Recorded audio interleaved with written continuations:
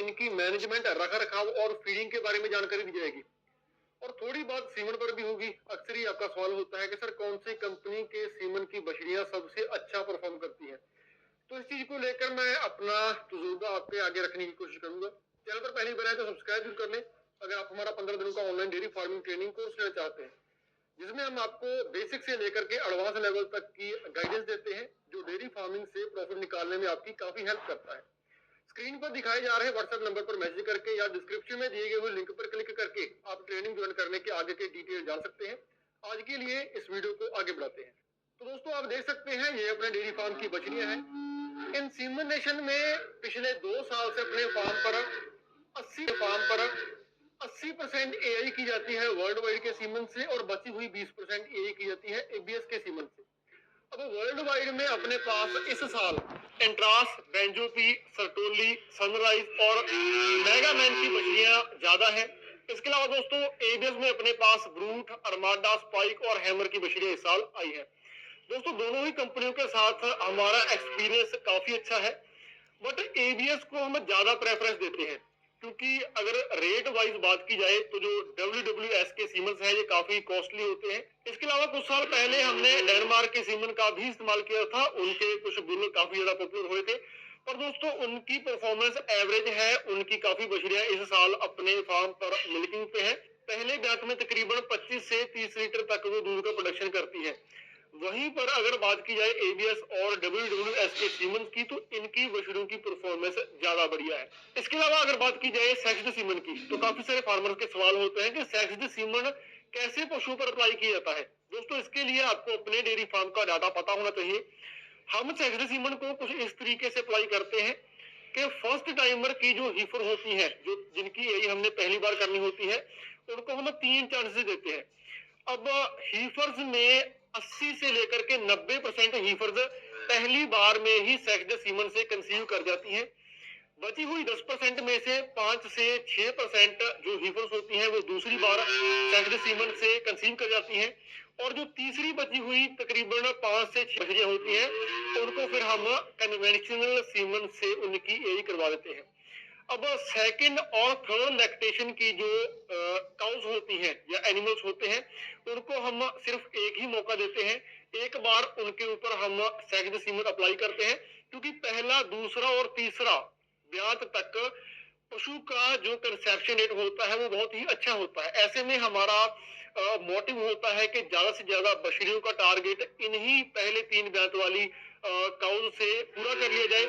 और दोस्तों ये जो पहले 3 लैक्टेशन की बछड़ियां या एनिमल्स होते हैं, ये हमारे फार्म की प्योर ब्रीड होती है, यानी कि ये नई जनरेशन होती है, तो इनसे हम ज्यादा कोशिश करते हैं कि ज्यादा से ज्यादा बछड़ियां ली जाए। इसके अलावा दोस्तों जिन बड़ी काउज का कंसेप्शन रेट अच्छा है, अपने डेयरी फार्म पर 5-6 काउज ऐसी हैं जो 7-7, 8-8 ब्यात ब्यात चुकी हैं, फिर भी उनका कंसेप्शन रेट बहुत अच्छा है।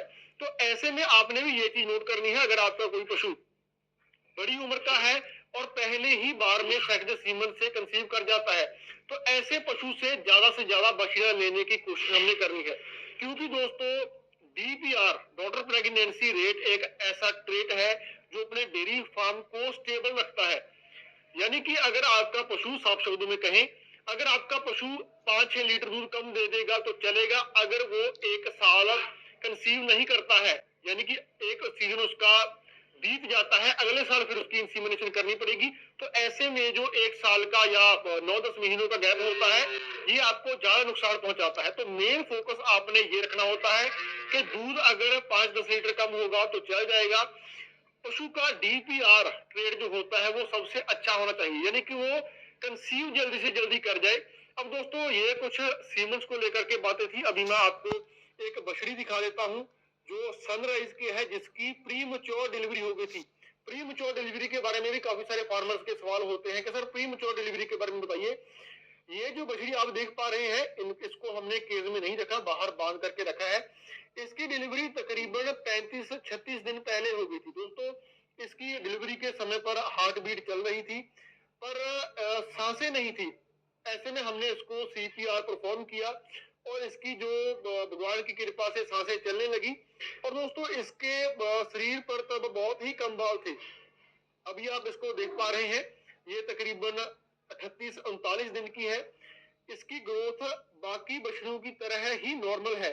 अब ये रेयर केस हम बोल सकते हैं, अगर कोई पशु 1 महीने से पहले ब्याह जाता है तो उसके बच्चा बचने के चांसेस बहुत ही कम होते हैं। बट अगर आपको नॉलेज है, आप उसकी टेक केयर अच्छे से करते हो तो बच्चा बच भी जाता है। दोस्तों इस बच्ची की मैं आपको अगर टेक केयर के बारे में बताऊं तो तकरीबन 5-6 दिन तक डिलीवरी के बाद भी ये इतनी ज्यादा कमजोर थी कि उठने में असमर्थ थी। तो ऐसे में हम इसको हाथ से पकड़ करके दिन में 15 से 20 मिनट इसको खड़ा रखते थे, जिससे इसकी जो डेवलपमेंट है उसमें भी हेल्प हुई और इसने अपने टांगों पर वजन देना शुरू किया। अगर बात की जाए इसकी मिल्क डाइट की तो तकरीबन 200 से 300 ml दूध ही ये पूरे एक दिन में पीती थी पहले 1 हफ्ते में डिलीवरी के बाद। तो ऐसे में दोस्तों बड़ी निप्पल से ऐसे बच्चों को दूध पिलाना थोड़ा मुश्किल होता है। तो जो हमारे इंसानों के बच्चे होते हैं उनको जिस निप्पल से दूध पिलाया जाता है तो उससे हमने इसको फिल किया और तकरीबन 10 दिन के बाद इसने दूध बढ़ाना शुरू कर दिया। हमने तकरीबन आधा लीटर से दूध पिलाना शुरू कर दिया, उसके बाद 1.5 और अभी ये 2 लीटर दूध पर चल रही है। इसकी एज तकरीबन 38-39 दिन ही है और अभी मान के चलिए कि जितना समय ये पहले ब्याही थी उतनी इसकी एज हो चुकी है, यानी कि अगर ये अपने सही टाइम पर ब्याती तो इन दिनों में इसने आकर के डिलीवरी देनी थी। और अभी आप अगर आप इसका आकार चेक करोगे तो जितना नॉर्मल डिलीवरी समय पर नॉर्मल डिलीवरी के समय पर एक बच्चे का आकार होता है उतना ही इसका अभी साइज है। दोस्तों ये बछड़ी WWS के सनराइज की बछड़ी है। तो ऐसे में ये कुछ ट्रिक्स होते हैं जो आप प्री मैच्योर डिलीवरी के केस में अप्लाई कर सकते हो। दोस्तों अभी मैं आपको अपने फार्म की कुछ बछड़ियां दिखा देता हूं और कौन से वो बुल्स की हैं इसके बारे में हम थोड़ी बात कर लेते हैं। दोस्तों सबसे पहले मैं आपको एबीएस की बछड़ियां दिखाता हूँ। दोस्तों ये बछड़ी स्पाइक की है और साथ वाली बछड़ी अरमाडा बुल की है। एबीएस के जो बच्चे हैं वो डिलीवरी के टाइम पर काफी एवरेज वेट के होते हैं और दूध के मामले में अगर बात की जाए तो इनकी परफॉर्मेंस सबसे बेस्ट रहती है। अब दोस्तों इसमें काफी सारी चीजें मायने रखती हैं कि कौन से बुल से आपने इंसीमिनेशन किया है। पर एबीएस के टॉप बुल्स की मैं अगर बात करूं जिसने अपने डेयरी फार्म पर बहुत अच्छी परफॉर्मेंस दी है वो है स्ट्राइकर और अरमाडा। इसके अलावा ब्रूड की बछड़ियां भी बहुत ज्यादा दूध निकालती हैं, बट उनमें थोड़ी समस्या पर्सनली मुझे क्या लगती है कि वो ब्याने के बाद अपना वजन बड़ी तेजी से कम करती है। एक ब्रूड की बछड़ियों में और चैलेंज होता है डीपीआर का, कि कंसेप्शन की कहीं ना कहीं थोड़ी दिक्कत आती है। आप पूछते हो कि एबीएस का अगर सीमन लगाना है तो कौन सा लगाए, तो दोस्तों आप अरमाडा का लगा सकते हो। इसके अलावा स्पाइक की बछड़ियां भी काफी अच्छी होती हैं। लास्ट ईयर मैंने इसी यूट्यूब चैनल पर एक वीडियो डाली थी, उस वीडियो में मैंने दिखाया था कि वो बछड़ियां 40-40, 42-42 लीटर दूध पर चल रही थी। तो पर्सनली मेरा एक्सपीरियंस एबीएस के इन बुल्स के साथ काफी अच्छा है। आप इनकी इंसीमिनेशन अपने पशु में करवा सकते हो। अब दोस्तों मैं आपको कुछ बड़ी एज की बछड़ियां दिखा देता हूँ। ये दोनों जो बछड़ियां हैं ये तकरीबन 12-12, 13-13 दिन की है। अभी मैं आपको तकरीबन 2-2.5 महीने की बछड़ियां दिखा देता हूँ। दोस्तों ये दोनों बछड़ियां वर्ल्ड वाइड के सीमन की है। ये सरटोली की है, वो मेगामैन की है। इनकी एज तकरीबन 75 दिन के आसपास है। और अगर हम बात करें इनकी फीड की तो एक दिन में ये तकरीबन 800 ग्राम काफ स्टार्टर अभी उठा रही है। इनका मिल्क हम बंद कर देंगे। आप देख सकते हो कि ये जो केज है इसमें ये पूरी फिट बैठ रही है, काफी अच्छी तगड़ी ग्रोथ इसने की है। अभी तकरीबन 5-6 दिनों में हम इसको इस केज से निकाल देंगे। उसी प्रकार से ये मेगामैन की बछड़ी है। इसकी ग्रोथ दोस्तों इस बछड़ी से भी ज्यादा अच्छी है। इसकी एज तकरीबन 80 दिन के आसपास है। ये भी तकरीबन 850 से लेकर के 900 ग्राम काफ स्टार्टर एक दिन का उठाती है। तो दोस्तों अभी मैं आपको थोड़ी सी ओवरऑल व्यवस्था दिखा देता हूँ कि बछड़ियों की व्यवस्था हमने कैसे कर रखी है। देखिए ये जो शेड आप देख पा रहे हैं ये सेपरेट शेड है। अपने मिल्किंग काउ से ये सारा पोर्शन अलग है। अब सबसे पहली बात इसमें क्या है, ठंड से बचाने के लिए हमने यहाँ पर देसी बोरियों की एक शीट तैयार की है। ये पॉलीथिन के जो शीट्स आते हैं उनसे काफी ज्यादा बेटर होती है। एक तो ये पूरे कमरे को गर्म रखती है, दूसरा इसमें जरूरत के अनुसार वेंटिलेशन भी होती है। अब बाहर से धूप पड़ रही है, आप देख सकते हो इसमें काफी ज्यादा स्पेस होती है। ये शेड को गर्म भी रखेगी और जरूरत के अनुसार इसमें से वेंटिलेशन भी होती रहेगी। जो हम देसी गट्टों के या पॉलीथीन के तिरपाल इस्तेमाल करते हैं उनसे ये काफी बेस्ट है। तो सबसे पहला पॉइंट यही है कि सर्दी से बच्चों को जितना हो सके उतना बचा करके रखना है कि सर्दी से बच्चों को जितना हो सके उतना बचा करके रखना है।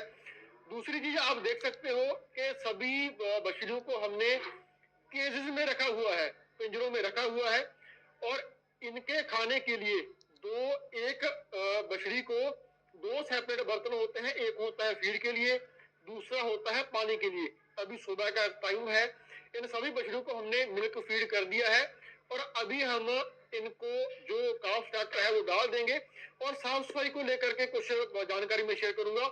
आप देख सकते हो कि इनके नीचे मैट लगाए हुए हैं। आपको दिखाई दे रहा होगा कि इनके नीचे थोड़ी गंदगी हो रखी है, बट अभी इनको हम 12-12 घंटे की शिफ्ट में रखते हैं, यानी कि 12 घंटे ये मैट पर बिताती हैं, रात का समय ये मैट पर होती हैं और सुबह अभी यानी कि वीडियो खत्म होने के बाद तकरीबन 9-10 बजे हम इनको इस मैट से उतार करके आगे रख देते हैं और कुछ बछड़ियों को शेड के बाहर रख देते हैं। ऐसे में दोस्तों पीछे का जो एरिया होता है उसकी सफाई कर दी जाती है। मैट्स पर सूखा रखने के लिए इनको भूसा फेंक दिया जाता है और पक्की जमीन पर यानी कि मैट से जब आगे आ जाती है तो इनके नीचे हम पराली फेंक देते हैं, जो इसको एक तो सूखा रखती है, दूसरा कंफर्टेबल रहती है, इनके घुटने वगैरह नहीं सूखते हैं। इसके अलावा काफी सारे फार्मर्स ने बोला था कि पिंजरे की डिमेंशंस के बारे में बताया जाए। दोस्तों सबसे पहले मैं आपको पिंजरे की इंपॉर्टेंस बता दूं कि बछड़ियों को पिंजरे में कैद क्यों रखा जाता है। काफी सारे फार्मर इससे ऑफेंड भी हो जाते हैं कि बछड़ियों को मजबूर करके रखा जाता है। देखिए ऐसा कुछ नहीं होता है, हफ्ते में 1-2 बार हम इनको बाहर निकाल देते हैं। अब इसकी इंपॉर्टेंस ये है कि बछड़ियों को पिंजरे में पालना एक टेक्निक है जिससे बछड़ियों की एनर्जी लॉस होने को बचाया जाता है और इस टेक्निक से हम अपनी बछड़ियों का जल्दी से वेट अप कर सकते हैं। अब वेट जल्दी अप क्यों करना होता है? एचएफ नस्ल में क्या होता है कि अगर बछड़ी की खल खुराक सही है तो तकरीबन 9 से 10 महीने की उम्र में ये हीट में आ जाती है और तब तक हमने इनका वेट तकरीबन 300 से लेकर के 350 किलो के आसपास कंप्लीट करना होता है। अब 9-10 महीने की उम्र में जो हीट आती है वो प्री मैच्योर हीट होती है, वो पूरी मैच्योर नहीं होती। उस हीट के 1-2 महीने बाद हम सिर्फ 2 ही हीटें मिस कराते हैं। 11वें या 12वें महीने में जाकर के इनकी ए हो जाती है। अगर दोस्तों हम हीट्स को ज्यादा मिस करवा देते हैं तो भी कंसेप्शन में दिक्कत आती है। तो इसलिए इनका तेजी से वजन अप करने के लिए इनको पिंजरे में पाला जाता है, क्योंकि इनकी तकरीबन 9-10 महीने की उम्र तक हमने इनका वेट ज्यादा अप करना होता है। दोस्तों अभी मैं पिंजरे की डिमेंशन बता देता हूँ। आप देख सकते हैं इस पिंजरे की जो लंबाई है वो 4 फुट है, इसकी ऊंचाई 3 फुट है और चौड़ाई 3 फुट है। अभी ध्यान से देखिए, मैं एक केस का बता रहा हूँ, ये 2-2 के पेयर है सारे। इस एक बछड़ी का पिंजरा अगर आपने तैयार करवाना है तो 4 फुट लंबा होगा, 3 फुट ऊंचा होगा और 3 चौड़ाई। इससे कम आपने नहीं रखना, फिर वो ज्यादा टाइट हो जाता है। अब इतने में आप देख सकते हो ये सारी बछड़ियां तकरीबन दोनों 2-2 महीने की हैं। ये आराम से इसमें घूम सकती है, इसमें इनको कोई तकलीफ नहीं होती है।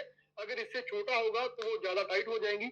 इसके आगे आपने 2 बर्तन का स्पेस देना है और कुछ इस तरीके से रिंग लगवा करके एक काम स्टार्टर के लिए, दूसरा पानी के लिए, दोनों बर्तन आपने फिट करवा देने हैं। इसके अलावा अभी इन दिनों क्या हो रहा है कि यहाँ पर निप्पल डालने के लिए, दूध वाली निप्पल डालने के लिए स्पेस दी जाती है।